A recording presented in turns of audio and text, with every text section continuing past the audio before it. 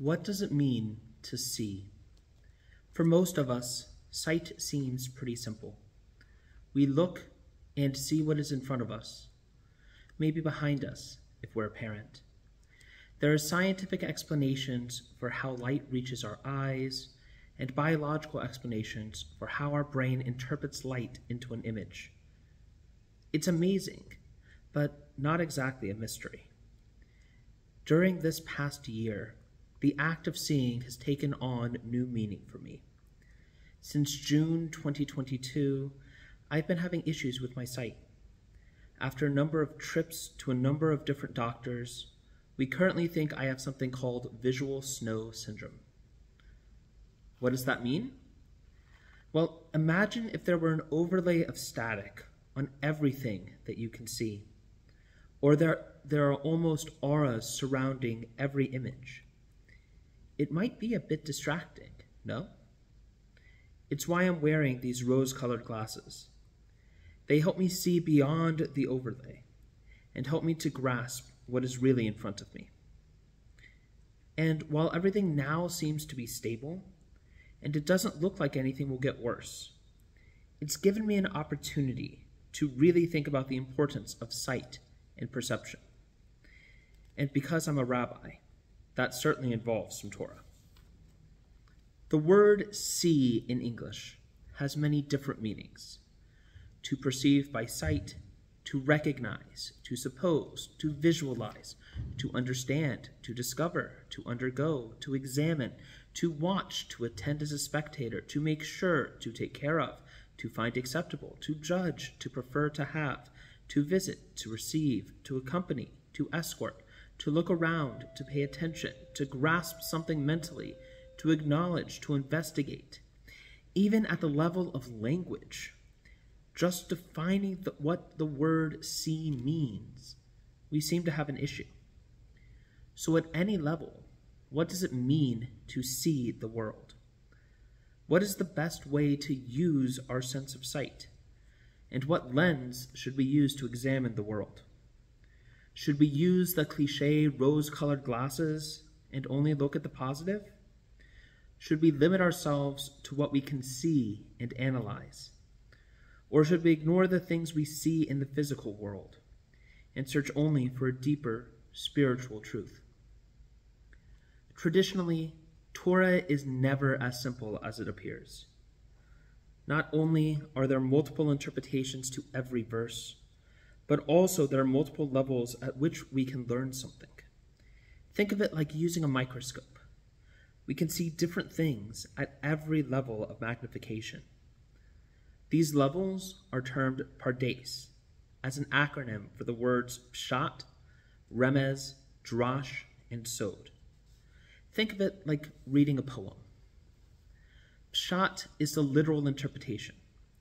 What does the text actually mean? It might involve a look at grammar or looking at a dictionary. This is just knowing what the words of the poem mean. Remez is the level just beyond the literal meaning. You might think of this as simile or metaphor. For instance, describing something as boring as a rabbi's sermon. Drash is more difficult to understand. You might think of it like reading a book or watching a movie for the 5th time. You start to notice the foreshadowing, the hidden implications that you would never have noticed before. Only by comparing the text with itself can you find these hidden meanings. Sod is the most hidden of all. Sod means secret. It is the hidden meaning of a verse. These are the things which can only be known at a spiritual level by someone who has entered into a deep spiritual place. And before we go any further, I want to be clear that I'm not just choosing to speak about sight today because I think it's interesting. There's a deep connection between the act of seeing and our parsha. It turns out that sight is quite important in this Torah reading. When Avraham is told to go to the land of Moriah to sacrifice his son, he is not told exactly where to go, only to go, Al echad haharim asher omar elecha, to one of the heights that I, God, will point out to you. And after Abraham begins his journey, Vayom hashlishi, Vayisa Avraham et enav, Vayar et hamakom merachok. On the third day, Abraham looked up and saw the place from afar. How did Avraham know the place from afar? How could he know that this was the place? According to the Tur HaAroch, a 14th century commentary by Rabbi Jacob ben Asher, perhaps Avraham knew because he had seen the area already and could recognize where to go. Another interpretation he offers is that only this particular mountain was covered by a cloud. In other words, the signs were there that this was the right place, but only Avraham could see them. Another interpretation by a 14th century Spanish commentator, Rabbi Bachia, or Rabbi Bachia ben Asher, is that only Avraham and Yitzchak could see the special holiness attached to that mountain. Only they had the gift of spiritual sight at a level that allowed them to perceive this divine command. And again in our reading, we read about sight, when Avraham says, God will see to the sheep for the burnt offering, my son. According to the Bechor Shor, a 12th century French commentary by Joseph ben Isaac, Avraham left this answer ambiguous for Isaac to see as he wanted to. And at the end of the story, Avraham sees a ram caught in a thicket. He perceives a different way to fulfill the divine command. And Avraham names that place after his sight, Adonai Yireh, which the Torah explains led to the saying, on the mount of the Lord there's vision. And that's just looking at the text on the pshat, or literal level. If we look deeper, at the remez level, we begin to see more. The very next parsha is Chaye Sarah, in which Sarah dies. Our rabbis understand a connection between the events of our reading today and the chapter that follows. In Pirkei de Rabbi Eliezer, a collection of midrashim from the 8th century, we imagine that Sarah hears about Avraham taking Yitzchak to sacrifice him.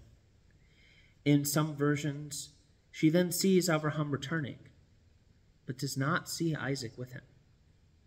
Assuming the worst, she cries out 3 long broken sobs, like the 3 stuttering shavarim blasts of the shofar, which we will soon hear.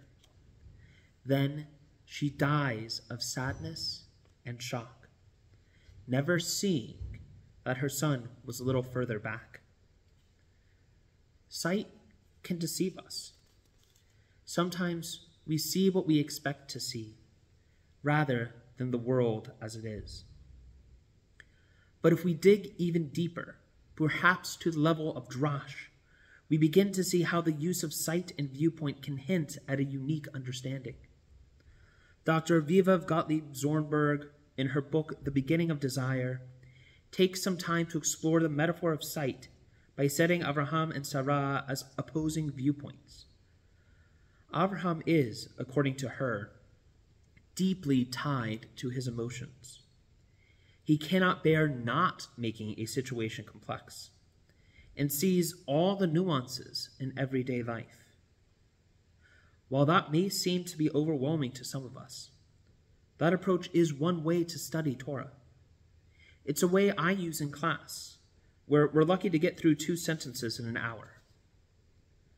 And don't forget, there's another way to study, that of Sarah, to see the big picture, and then use that to guide our life choices, which is what we are doing now.